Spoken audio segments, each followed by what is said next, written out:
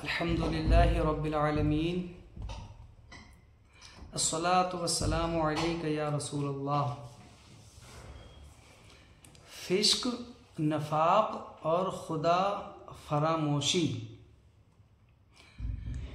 एक औरत हजरत हसन बसरी रहमतुल्लाहि ताला अलैहि के पास हाजिर हुई और कहने लगी, मेरी जवान बेटी फौत हो गई है, मैं चाहती हूँ कि उसे ख्वाब में देख लूँ। कोई ऐसी दुआ बतलाएं कि जिससे मेरी मुराद पूरी हो जाए। आपने उससे एक दुआ सिखाई। उस औरत ने रात में वो पढ़ी और अपनी बेटी को ख्वाब में देखा तो उसका हाल ये था कि उसने जहन्नम के तार कूल का लिबास पहना रखा था। उसके हाथ में जंजीर और पाँव में बेड़ियां थीं। औरत ने दूसरे दिन ये ख्वाब आपको सुनाया।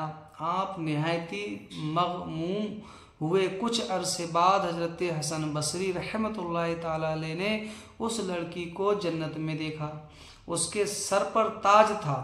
वो आपसे कहने लगी, आप मुझे पहचानते हैं? मैं उसी खातून की बेटी हूँ जो आपके पास आई थी और मेरी तबाह हालत आपको बतलाई थी। आपने उससे पूछा, तेरी हालत में ये इनकलाब किस तरह आया? लड़की ने कहा, कब्रिस्तान के करीब से एक साले शख्स गुजरा और उसने हुजूर सल्लल्लाहु अलैहि वसल्लम पर दुरूद भेजा। उसके दरूद पढ़ने की बरकत से अल्लाह ताला ने हम 500 कब्र वालों से अजाब उठा लिया। गौर का मकाम है कि हुजूर सल्लल्लाहु अलैहि वसल्लम पर एक शख्स के दरूद भेजने की बरकत से इतने बहुत से लोग बख्श गए। क्या वो शख्स जो 50 साल से हुजूर सल्लल्लाहु अलैहि वसल्लम पर दुरूद भेज रहा हो, क़यामत में उसकी मग़फ़िरत नहीं होगी? फरमाने इलाही है कि गुनाह करने में तुम मुनाफिकों की तरह ना बनो। जहन्नमियों ने अल्लाह के अहकाम को छोड़ दिया और उसके खिलाफ चलने लगे। सोहबात दुनिया से लुत्फ़ अंदोज़ होने लगे और करीब कारी की तरह माइल हो गए। रसूलुल्लाह सल्लल्लाहु अलैहि वसल्लम से मोमिन और मुनाफिक के मुताल्लिक पूछा गया। आपने फरमाया कि मोमिन की अहमियत नमाज और रोजे की तरह रहती है और मुनाफिक की अहमियत जानवरों की तरह खाने पीने में रहती है। अल्लाह के रसूल सल्लल्लाहु अलैहि वसल्लम से मोमिन और मुनाफिक के मुतालिक पूछा गया। आपने फरमाया, मोमिन की अहमियत नमाज और रोज़े की तरफ रहती है और मुनाफिक की अहमियत जानवरों की तरह खाने पीने की तरफ रहती है और वो नमाज रोजे की तरफ मुतवज्जा नहीं होते। मोमिन अल्लाह की राह में खर्च करने और बख्शिश तलब करने में मशगूल रहता है, जबकि मुनाफिक हर्ष व होश में मसरूफ़ रहता है। मोमिन अल्लाह ताला के सिवा किसी से उम्मीद नहीं लगाता और मुनाफिक अल्लाह ताला के सिवा तमाम मखलूक की तरफ रुजू होता है।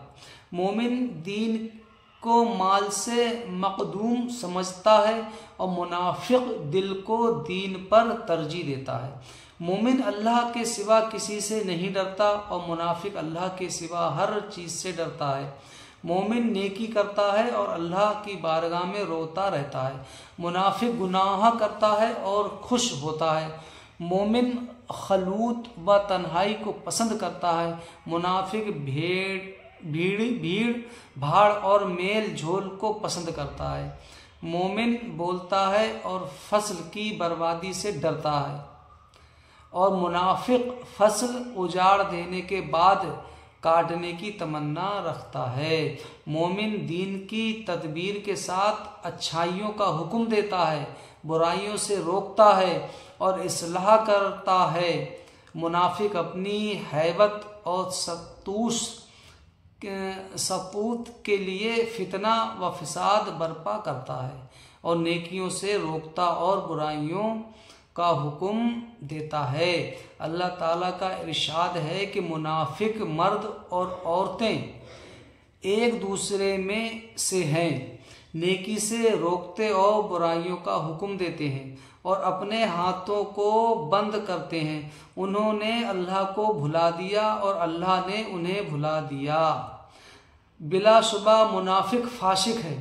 अल्लाह ताला ने मुनाफिक मर्द और मुनाफिक औरतों के लिए और कफ़ार के लिए जहन्नम की आग वादा किया है। ये इन्हें काफ़ी है और अल्लाह ने इन पर लानत की है और उनके लिए हमेशा का अजाब है।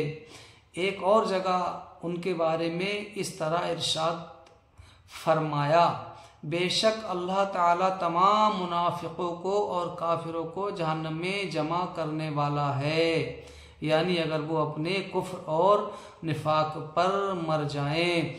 या अल्लाह अज़्ज़ा व जल हमें तमाम वफ़ियात बलियात मुश्किलात से बचा और हमें कहने सुनने से ज़्यादा अमल की तौफ़ीक़ अता फरमा। आमीन बिहक़्क़ि सय्यिदिल मुरसलीन।